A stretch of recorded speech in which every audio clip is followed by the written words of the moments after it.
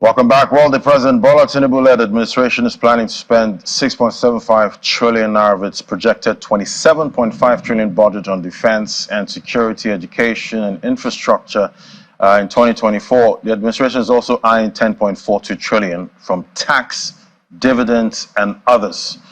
Joining us now is Nyobong Usen, Head Research and Policy Advisory at BudgIT. Good to have you in the show. Good morning.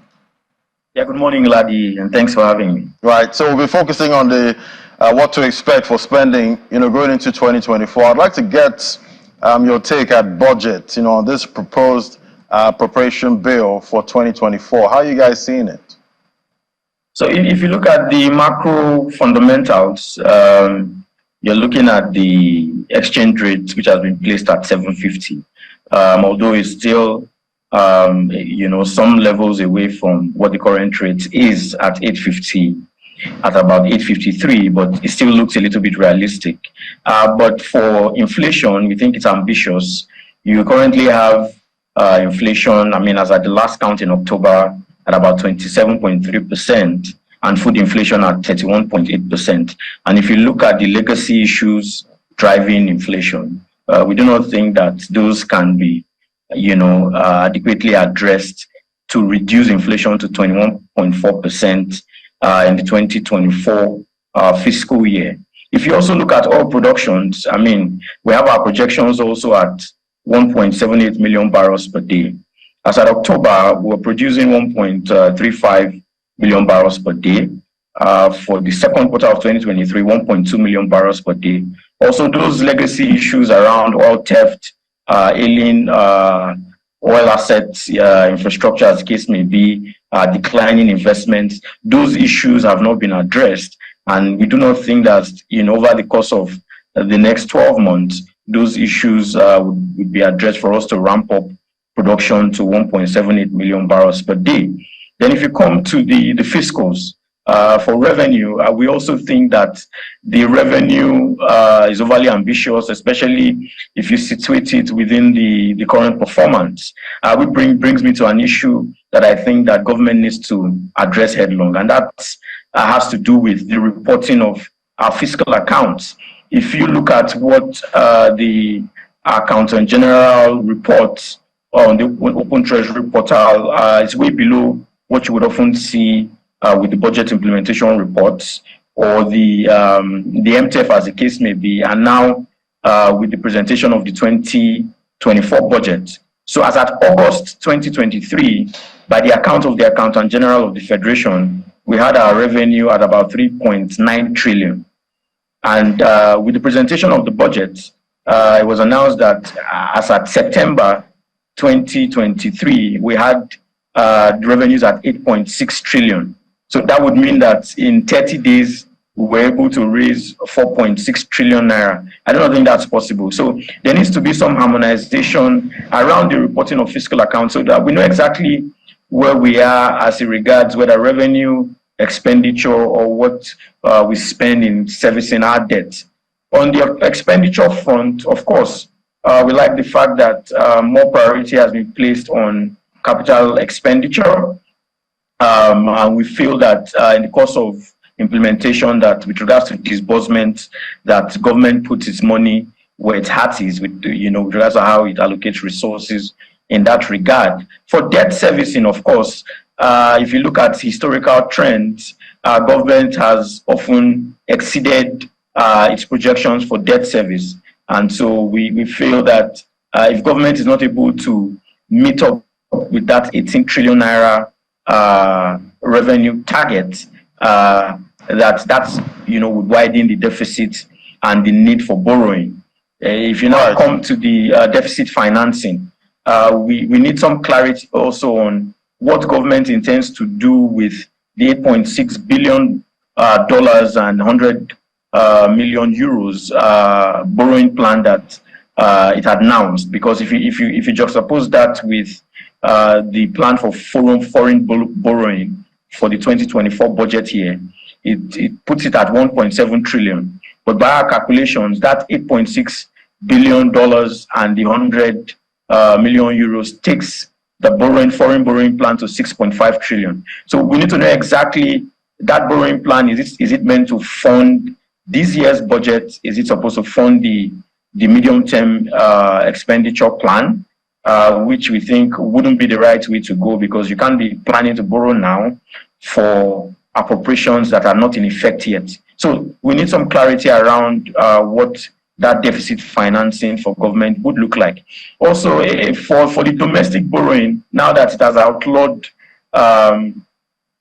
the ways and means, and it has planned to borrow 6 trillion domestically, we have concerns around government crowding out the private sector with that volume of borrowing domestically. But overall, we would like to see what the breakdown of the budget is, so that we know exactly, what government plans to prioritize going into the 2024 fiscal year.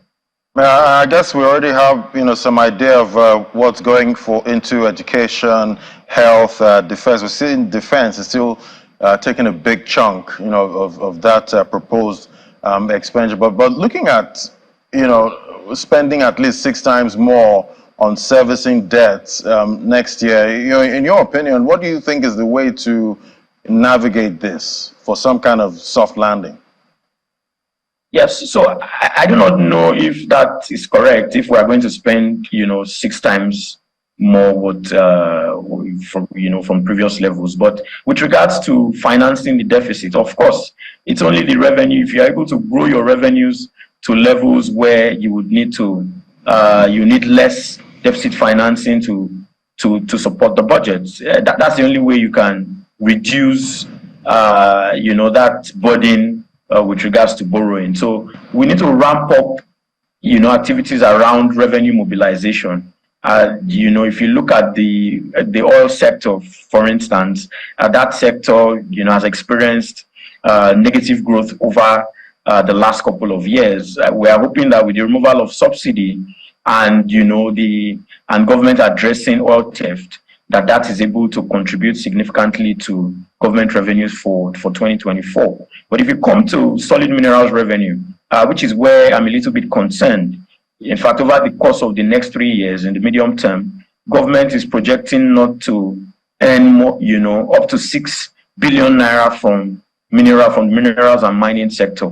And so I do not know why government is, under projecting in that sector. We know that that's one sector that, over time has not been able to, provide maximum benefits in terms of what it contributes to the revenue pool. And with government trying to, reposition itself with regards to, policies around in that sector, we would have thought that the projections coming from that sector vis-a-vis what intends to spend through the budget should yield more revenue.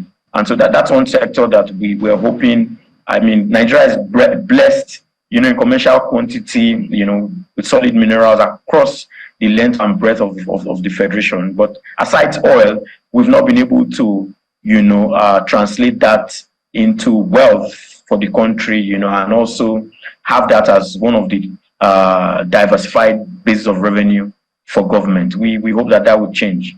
Now, looking at, OPEC Plus at this time, planning to cap our production about 1.5 million barrels per day next year. Definitely that's going to have a huge impact, if we're going to follow with the cuts, going forward. But do you think this budget will be successful without the government cutting cost of governance going into 2024?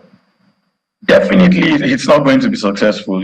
That's why I had said in another program that the clarion call by the president to the National Assembly should not only be, on the speedy passage of the budget, but on a responsible passage of the budget. We want to see a departure from, those times where the National Assembly members, in trying to review the budget, put absurd insertions that would overbloat the budget and, and crowd out allocations to very critical sectors of the economy that is meant to, reduce poverty, stimulate growth, and ensure better living standards for Nigerians. So we're expecting that, with regards to how the National Assembly allocates resources, that they are prioritized in areas, that improve our human capital development indices that, would stimulate growth and would drive, capital inflows into the country. We want to see them depart from those items that should ordinarily be addressed by the local government and the state government, and generally see better value for money. And so for us to be able to maximize the gains from this budget, we need to cut waste. We need to do away with expenditure inefficiency that has bedeviled the budgets of previous years, as the case may be. All right. So what do you think needs to be done to actually hit that target and somehow, hopefully, surpass the 18 trillion revenue target? I mean, oil revenues is one. The reforms around the oil sector needs to go on. We need to treat, our oil sector as, and oil assets as national security assets. And so issues around theft need to be addressed headlong so that those revenues can come in. Some of the gains around CIT, VAT, we're hoping that those gains will continue to be sustained. For customs revenues, of course, the corruption around the ports, those are areas that we think government would need to address. For minerals and mining revenue, I alluded to that earlier. That's one area too that we think government would need to increase, its revenue. You need to address the issues around security, in the Northwest with regards to areas where gold is being produced, so that all of the revenues coming from that can find its way into government coffers. And if you come to the operating surpluses, of the GOEs, it's important that government is able to be more disciplined with the GOEs. That's one area that we felt that over the years, government has not, really come through with regards to how it's managed the GOEs.